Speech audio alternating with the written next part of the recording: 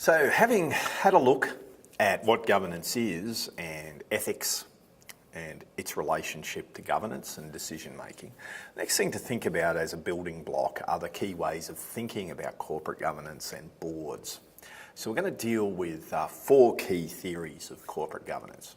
The predominant theory, agency theory, is one that we're going to spend quite a bit of time on.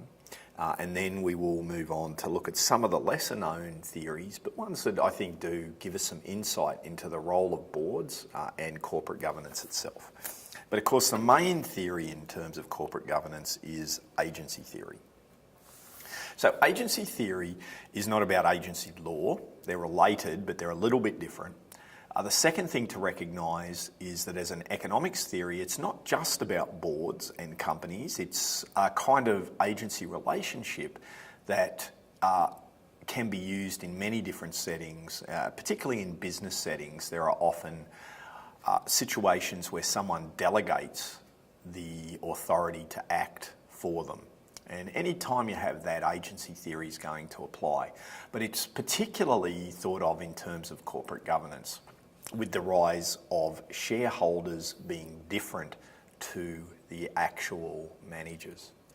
So Adam Smith, the first economist, actually highlighted this particular problem back, I think it was in 1776 in his Wealth of Nations. But around the 1930s, there were these guys, Burl and Means in the US, and what they documented was the fragmentation of share ownership. And with this fragmentation of share ownership, what you had was shareholders who were no longer the managers. In governance terms, it was the separation of ownership from control. And because of this now, what you have is one group, the shareholders who've put in the capital, delegating the oversight to the managers. So what we're dealing with in an agency relationship is a contract. Okay, so it's actually a theory about contracts. And when we get to the legal element of the course in our next module, we'll highlight that bit, that what we're dealing with often with a corporation are contractual rights between parties. So it's a contract where one person, the principal, delegates to someone else, the agent, an ability to act on their behalf. Okay. So this person, the agent, is acting for the principal. So once we have this agency relationship, then we have the agency problem. So the agency problem occurs where we have these cooperating parties who are dividing their labour, the delegation, but the different parties are going to have different goals and different attitudes to risk. That's really important, particularly this attitudes to risk. And what it means is that the agent won't always act in the best interests of the principal. In fact, Jensen and Meckling, who formulated agency theory in terms of corporations, said that there is good reason to believe that that's not going to occur. So they're going to say essentially most of the time that's what's going to happen. So what we have are the principles, and in terms of corporate governance, we'd say these are the shareholders. They delegate to management the ability to act. So we now know that management might act in a way that the shareholders don't want. So what do? Well, we put in place a board of directors, right? And the role of the board is to make sure that management is acting in accordance with what the shareholders would want. They become, in agency language, a monitorer, right? A way of reducing the agency problem. So let's think about this a bit more. What way might the agent act that the principal wouldn't want? Okay, so, well, the first thing that people tend to think about is things called perquisites. So you get a larger office, you fly first class, you do all these kinds of things, and that's where the word perks come from. Okay, well, that's true. Someone might have perks in terms of what they want to do. But really, the actual cost to that isn't a huge amount. Another area where the agent can act in ways that the principal doesn't really want is aligned to their risk profile. Okay. So finance theory suggests that the principal, right, wants more risk taken than the agent actually wants to take. So why is that the case, right? Because that seems counterintuitive. You listen to a lot of the press and it's about these managers taking all this risk, but actual economic and finance theory suggests the opposite. Why?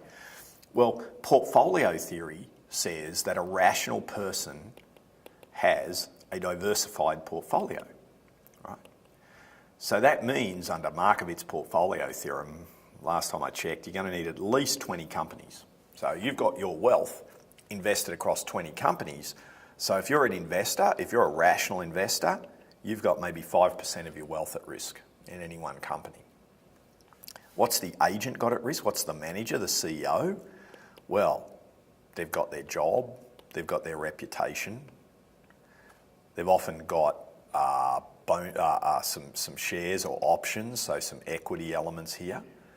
So they have if they make a risky decision, right, there is a huge risk to them when you compare it to 5% of the wealth of the investor. So what agency theory is suggesting is that the agent needs to be stimulated to take more risk. So we'll get to this when we do executive remuneration, but the whole economic argument behind options and shares and bonuses for executives under agency theory is not about effort, it's not about responsibility, it's about stimulating greater risk taking because the shareholders want the agent to take more risk. So this attitude to risk is absolutely fundamental to the agency problem. Here's an example from HIH of where the press like to concentrate on these issues of perquisites. And yes, fair enough, Ray Williams did spend some money on some ridiculous things. I mean, $10,000 worth of jelly beans for gifts is a lot of money to spend, but it's only $10,000, right? The problem when we have this agency relationship is that if the risk profile is not aligned, managers can waste actually billions of dollars. The classic case for this is in takeovers and mergers. So for anyone who's done any study about acquisitions and mergers, depending upon the study, between 2/3 to about 4/5 of all mergers and acquisitions destroy shareholder value in the firm that does the acquiring. So somewhere between 66 to 80% of the time, when a company acquires another one, it destroys value. So why do they do it? Right? Why would, if your starting point is that, why would you do it? Well, one of the arguments is that, the agents are actually stimulated to do this. Why?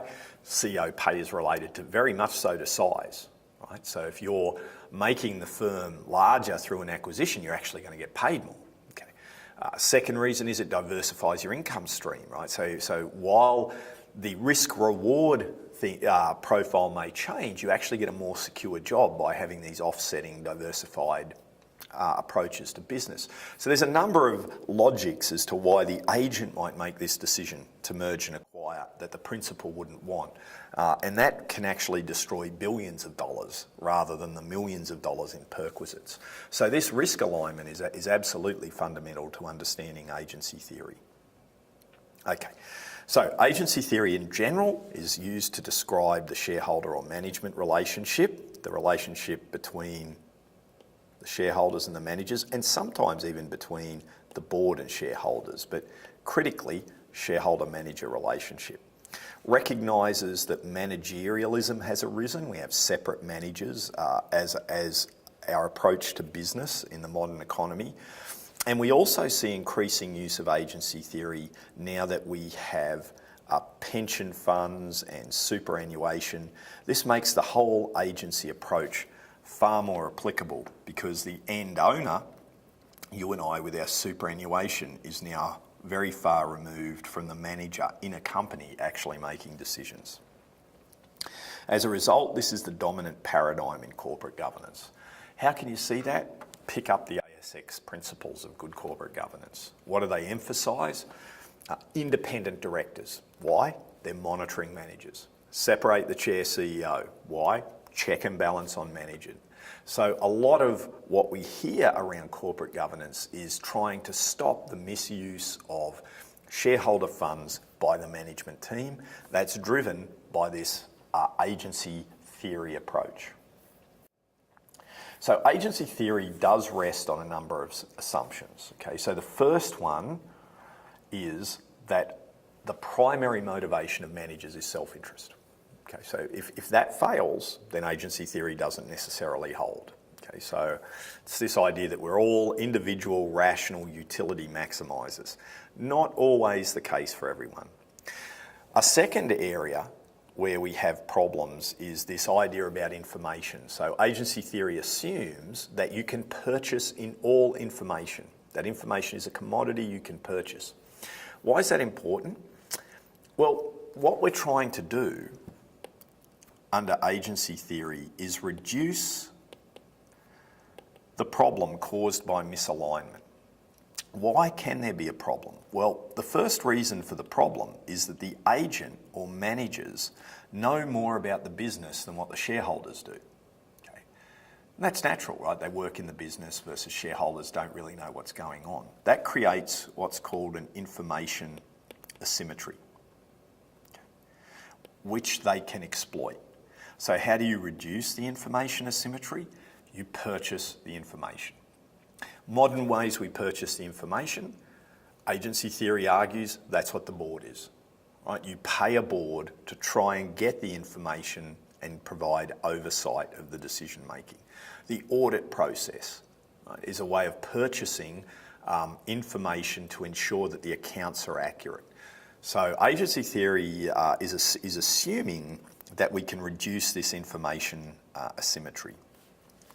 Agency theory also then assumes this risk aversion, which I've been through, and it assumes that what we're after is organisational efficiency, the most efficient outcome we can get. So there are three basic ways to control this misalignment problem for agency. Number one, we can monitor, put in a board audit. Number two, you can have an external control, so the market for corporate control. So that's what takeovers are, right? If a management team performs too self-interestedly, the share price will drop enough that someone can take over the company, get rid of that self-interest, and the share price will go up again. So there's a strong idea about this external market for corporate control. The third way that we can try and control agency cost is incentive alignment. Okay. So what do? We try and pay managers in a way that will align their interests with the shareholders. So there are two key ways you can look to implement incentives. You can either look at the outcome or look at the behaviour. So you can tell someone what outcome you want, but you can't tell them how to do it. Or you can tell them how you want to do something, but you won't hold them accountable for the behaviour, for the outcome of that behaviour. Okay, so in agency language, you tend to use outcome control, right? Because you actually don't know, as a shareholder, you don't know what the company needs to do to get the financial performance. So what you do is you set the goals in terms of the outcome behaviour. And we'll deal more with that when we get to executive remuneration. But the greater the information asymmetry, the greater the uncertainty, the more you move to an outcome-orientated control. So as soon as we establish this idea of a principal and agent with these separate interests, there are costs involved. And the idea of agency theory is that we really just want to minimise these costs. So the principal has information monitoring systems, boards, auditors, bonding contracts, that's performance pay, and a residual loss. There's some loss we can't get rid of. The agent also has cost, right? So the agent signs on to a contract with the firm, etc., and gives up other things. So it has bonding costs. So what you have to have is the benefit outweigh the costs in terms of any agency relationship. And the whole idea is that governance should minimise the agency costs. That's the role of governance. Okay, that's a big theory, agency theory, and we'll come back to it again and again in the course. What we'll do in the next little video is look at 3 alternative theories.